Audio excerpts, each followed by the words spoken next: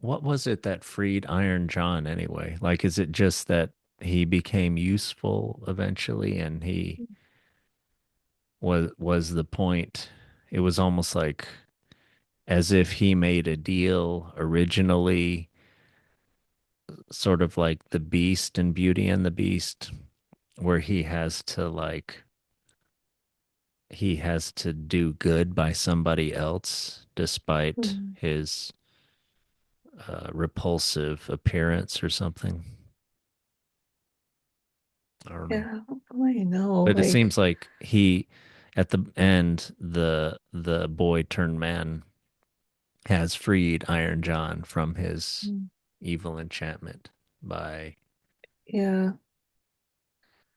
I don't know if maybe Iron John kind of, yeah, he was a wild man so long, and he kind of took on a father kind of figure. So maybe that kind of returned him back to like civilization in a way, kind of playing that role and that, like you said, doing something good, kind of,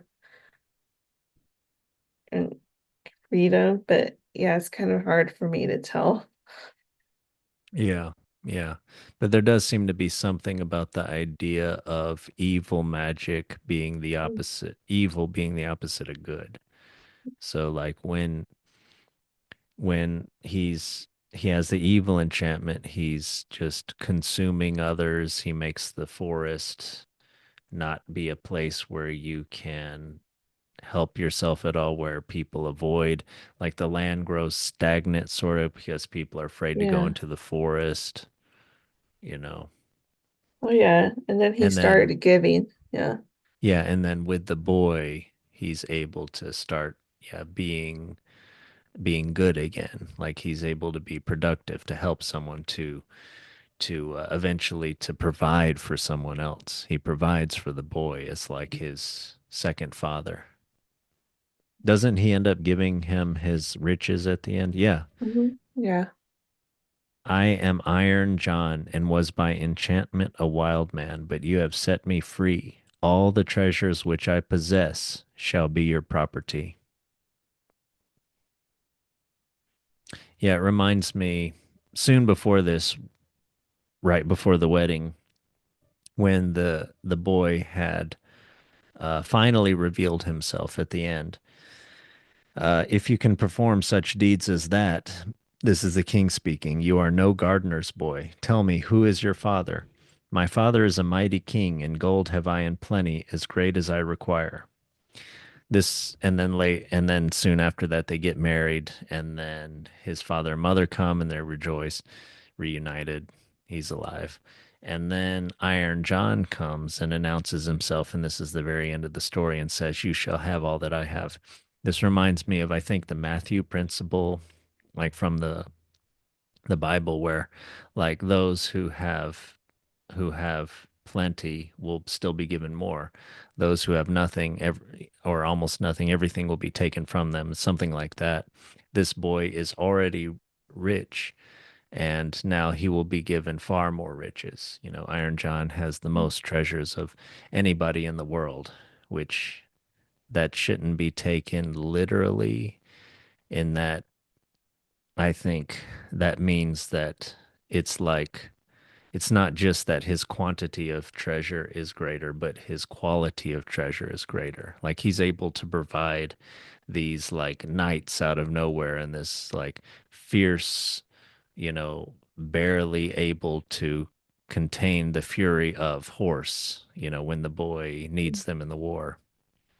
There's something very special about him and his powers, and what he's able to provide, which is sort of priceless. And that is sort of the true property in his soul, maybe I could say, of the prince is is brought home by the fact that he disdains, he won't accept.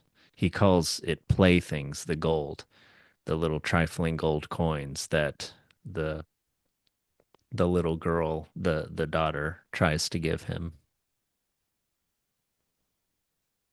because his hair maybe is like his golden hair is a representation of the quality of his soul, and she's in a way trying to buy his soul, Hmm. and he's saying you are not worthy and your gold coins are nothing for this. Because yeah, again, he's you can read it in like a spiritual way, or you can read it in like a true power kind of way, where yeah, the all the gold in the world isn't gonna save your kingdom if you've got, the barbarians at the gates. If you have the barbarians at the gates, you need the power of nature and strength and virtue.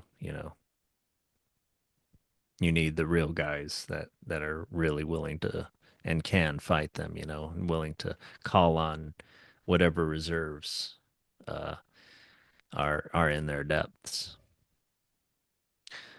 But yeah, you can also see that as spiritual too, which I think those are both comparable to. We often, I think, in our sort of, I don't know what you call it, late Christian kind of way, like separate the spirit and the body and virtue and strength. But those things are, I think, originally are more together. The word virtue like means strength or something. I've commented on this as Rousseau says, and spirit also, originally just meant breath, something. So it's connected to the body. We don't have to like separate them out so much.